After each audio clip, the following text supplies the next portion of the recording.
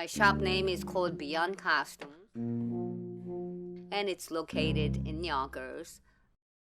My store is colorful, eye-opening, I guess exciting for many people. When people walk in, their first reaction is kind of being awed by whatever is here, because most people have not imagined that there will be a store like this where there are costumes, like aisles upon aisles upon aisles. I believe that my store is a perfect place for people to be able to try to be themselves. They can really relate to something in here.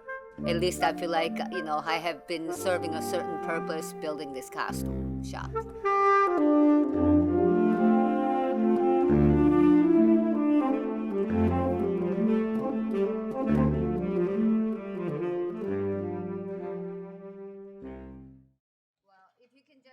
Why don't you just send me what company you are, and then we can talk about it after. Okay? Each day I'm solving lots of problems. I appreciate it. Sometimes I get up in the middle of the night and I have to organize my thoughts. If I at least have it in some priority, written in priority, then I'm comforted by it. Just in case you're interested, basically I make up a chart. It happens to be a small show. There will be kids playing multiple roles, so that's I'm trying to figure out what the best way, transform from one character to another character without having to change the whole thing. Pretty much every situation is really different. Nothing is like cookie cutter. But I believe I do enjoy that because it's a challenge and it's never the same problem.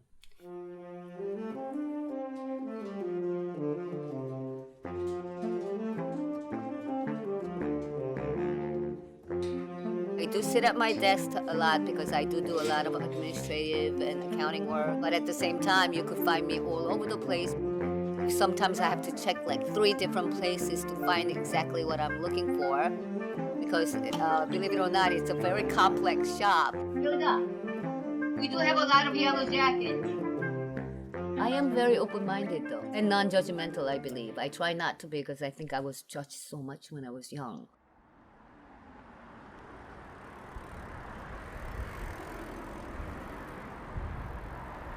I was born in Korea in 1956.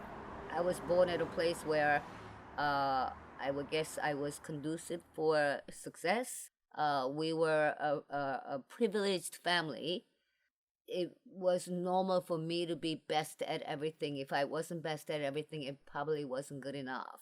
You have to be intelligent, you have to be quiet at the same time, and, know your own place. But it turns out I am somewhat free-spirited and not necessarily somebody who just can stay quiet in the corner. Yes, I remember getting yelled at and people giving me, family giving me dirty looks because I'm doing something I'm not supposed to do as a quiet little Korean girl. My grandma lived with us, my aunt lived with us. I think that was good for me because when I was getting yelled at by my mom, at least she was a support system. I found my aunt very progressive and entrepreneurial for a Korean woman. She owned a beauty school, so I used to love going to that school and hanging out with all the students over there and helping with whatever the hair. They all knitted and crocheted, so I used to love doing that with everybody, sewing, just, as a fun project. And I think I became somebody who just looks at people for who they are and not prejudge them as to what they should be doing.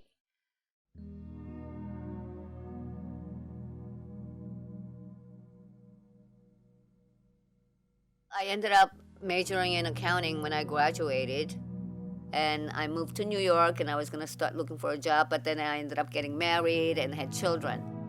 And at some point, things were not working out.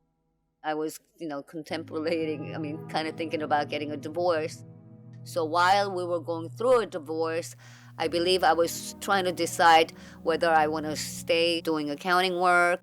A friend of mine said to me, there's a costume shop, can you come down with me? And that kind of became an opportunity for me to try something different than what I was doing. And within about 3 months, I ended up purchasing the store.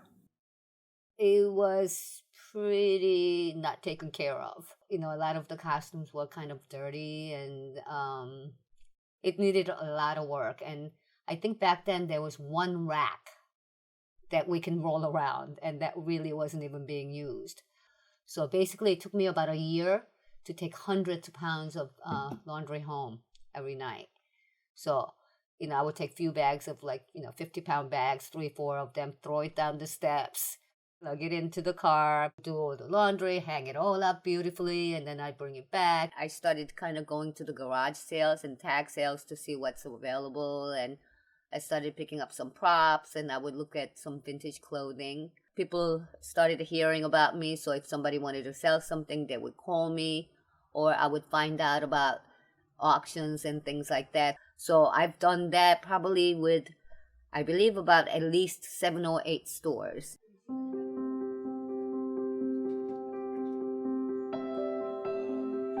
This shop, I couldn't really tell you why I love it. But at least I feel like whatever I'm building can provide some kind of a happiness or enlightenment to people. That's what makes it interesting for me, and want to be here and to refine it. I think I also might like it because it's never the same, ever. And I feel very lucky that I'm having a journey I am. From where I come from and where I ended up and what I'm working on. And my whole idea is if I'm working on something, for it to be able to be here when I'm not here, then I feel like I've achieved something in my life.